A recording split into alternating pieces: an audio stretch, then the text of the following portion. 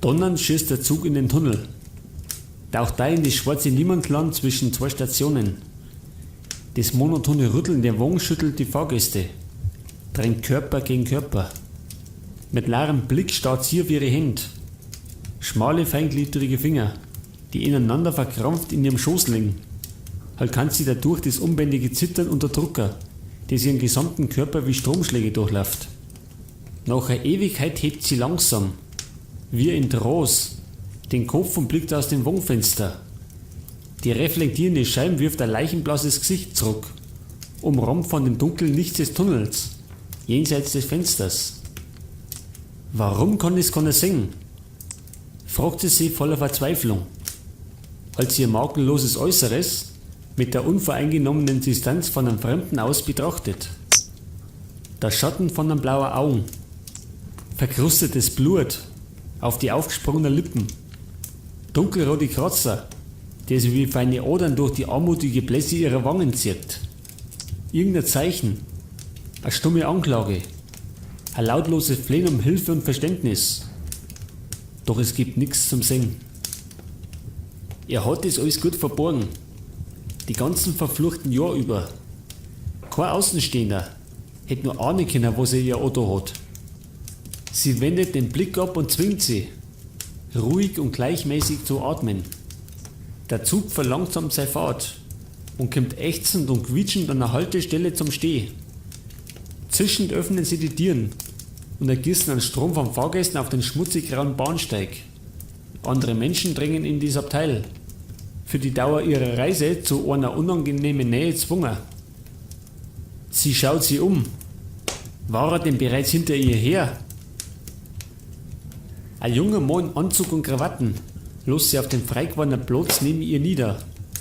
Sein eleganter Mantel streift ihren Ärmel und sie zuckt bei der Berührung unwillkürlich zusammen. Er wirft einen flüchtigen, überraschten Blick auf die hübsche junge Frau mit dem bleichen Gesicht, bevor er kaum merklich von ihr abruckt und sie der Lektüre von seinen abgenutzten Taschenbüchern widmet. Verdammt nochmal, bleib ruhig, versucht sie ihr aufgewühltes Selbst in Ordnung zu rufen. Um Gottes Willen nicht auffallen. Nur wenn sie unsichtbar bleibt, hat sie vielleicht eine Chance. Sie sinkt in sie zusammen und gibt sie wieder ihren quellenden Gedanken hin. Er hat's nie geschlagen.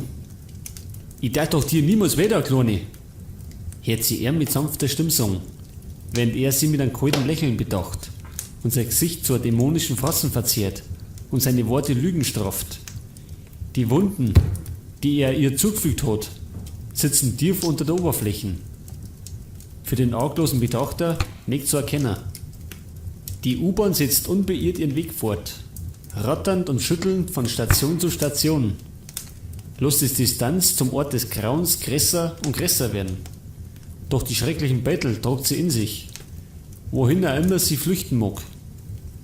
Grell gefärbte schreiende Schnappschüsse, die ihren wehrlosen Geist mit ihrem unheimlichen Eigenleben füllen.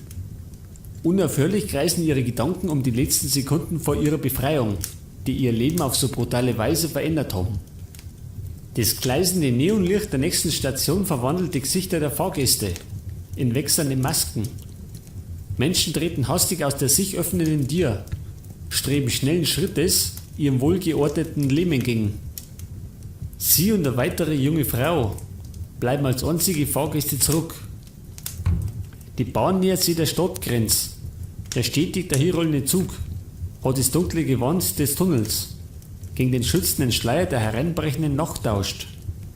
Vereinzelt funkeln silberne Sterne, verheißungsvoll in der befreienden Weite des Abendhimmels. Ob sie da aussteigen soll? Aber da es ja kein Ziel gibt, ist es egal, wann und wo die Fahrt endet. Nächster Halt. Der Bahnsteig war stark und verlassen. Keine Polizei. Bloß ein einzelner Mann lehnt an einen hell erleuchteten Süßwarenautomat.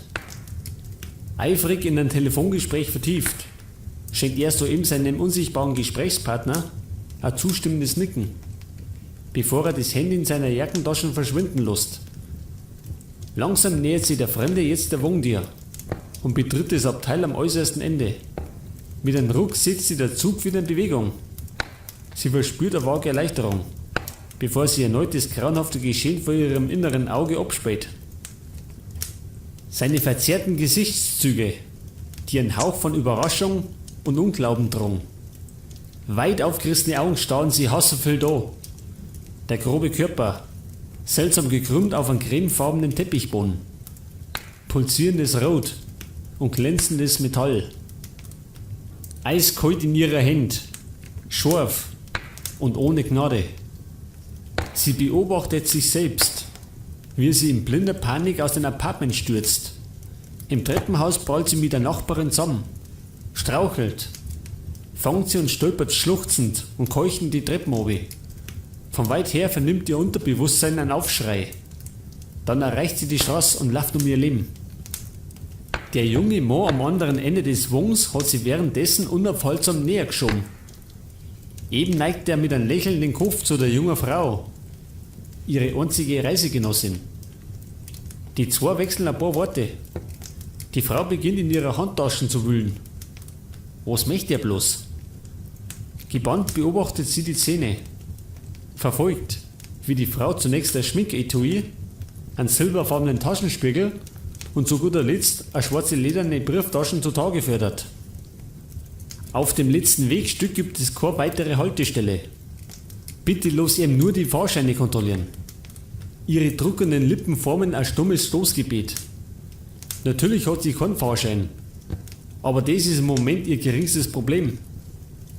Schweiß rinnt ihr über den Bugel runter, benetzt ihre Stirn, perlt von den Nasenspitzen auf die Oberlippen. Der salzige Geschmack von Angst und Verzweiflung.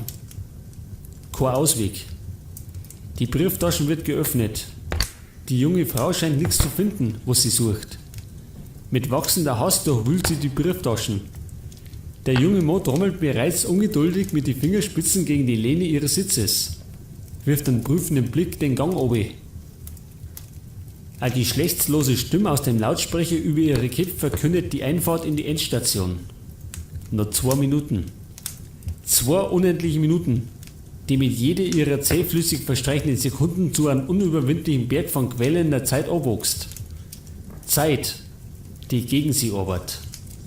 Die plötzliche erdrückende Enge ihres unfreiwilligen Gefängnisses ist kaum noch zu ertragen. Schließlich holt die junge Frau dem Mann eine kleine Karten entgegen.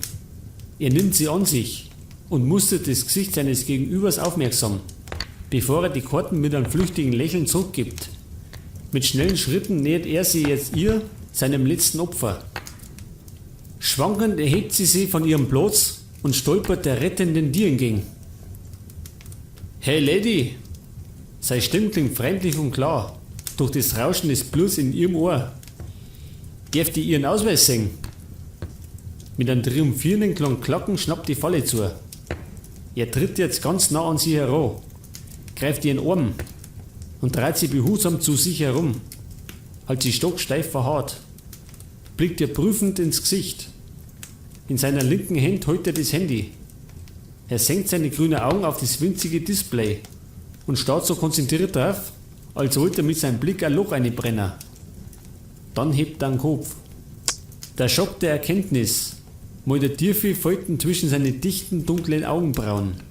Seine Augen finden die ihren und halten sie fest, als könnte er irgendwo in der Tiefe ihres Blickes die Antworten auf die unausgesprochenen Fragen finden, die sich unaufhaltsam in seinem Kopf formen. Wie in einem offenen Bierchen vermag sie den Widerstreit der Gefühle in seinem sympathischen Gesicht zu lesen. Na, man kann es niemandem ansehen. Denkt sie sich fast schadenfroh. Keiner kann ahnen, wozu ein Mensch fähig sein mag. Nicht einmal der Betreffende selbst, bis er eines Tages die Grenze überschreitet und schließlich das Unfassbare tut. Der junge Polizist hat sie identifiziert. Sie haben ihm ein Foto von ihr geschickt. Ganz sicher. Da also endet ihr Weg. Er schüttelt den Kopf, als wollte er seine Gedanken, die sie sicherlich darin überschlagen müssen, gewaltsam wieder an Ort und Stelle rucken. Wo bleiben die Handschellen? War das da ein Krimi im Fernseher, hätte er bereits ihr die Handschellen angelegt. Aber im richtigen Leben wird der Zivilpolizist anscheinend mit der Frau auch ohne solche Hilfsmittel fertig. Sogar wenn sie eine Mörderin ist, Der Zug holt jetzt mit einem scharfen Ruck an der Endstation. Einladend öffnet sie die Tür. Jetzt, da alles verloren ist. Mit einem lang anhaltenden, schrillen Quietschen. Es klingt wie höhnisches Kichern. Die junge Frau vom anderen Ende des Wagens ist nirgendwo mehr zu sehen. Sie sind der Lords. Er zögert. Schaut sie eine Ewigkeit durchdringend an. Er wird es verdient haben, sagt er. Und nix weiter. Dann schubst er sie aus der geöffneten Zugtür. Aus sie, in die erlösende Weite eines menschenleeren Bahnsteigs.